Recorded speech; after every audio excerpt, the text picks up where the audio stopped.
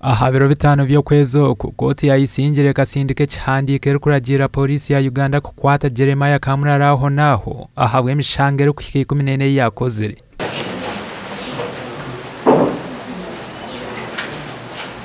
Bapakapanga warrant of arrest bajibonere sande huire batekate nkora one warrant of arrest neza kundemeza kwizo mu Kooti ningora ngo hankwate badiployinga n'abasirikare amno gwa Kooti nyine kunka cyabiye hishoke nebisunusora cyabinaga abseri barimo kusanga Kamurari ari mu Kooti astami na polisi barya mu yango barinzire ahabwaki ukunahikayo ninye kukomanya nabigamba banoseka ako natamuko mukazi w'umusiramu nazurura mu Kooti so ebi byora ndokora ubwito bwo ngo ashikacho kwenda nyenda kumwereka ko kacakindi.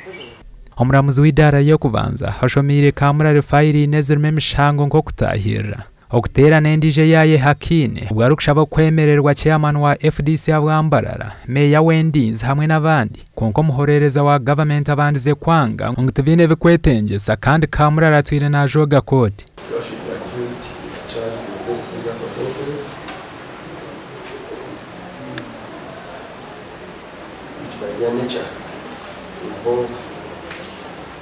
Some level of violence. The accused person did not interfere with the witnesses when they were recording their statements with the police. He's not going to interfere with them when they have already recorded their statements and they are with the police. In the circumstances, there is also no, in the circumstances, I find that should is substantial and grant accused person cash bail of 400,000 shillings and each surety non-cash bail of 20,000. Aheru ya Kooti bakitabariza abagambire gumwa hamushango ogu Kamurari ari kugamba kuba yasisira umusere gw'ebitakuru byo mukikuro mugombora ya Rugaga konka nawe nahaya.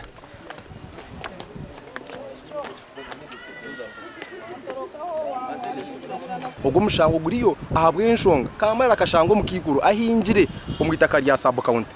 yamwacyuzingo kuhingamo irigare yaridinga abantu bakura emikamba y'abantu yo mukikuru kiri kumanyisango Kamurari akibe bitakuringa ari kucitwara atyo kwenda kushasha mazensi konga akadestroyinga emisiri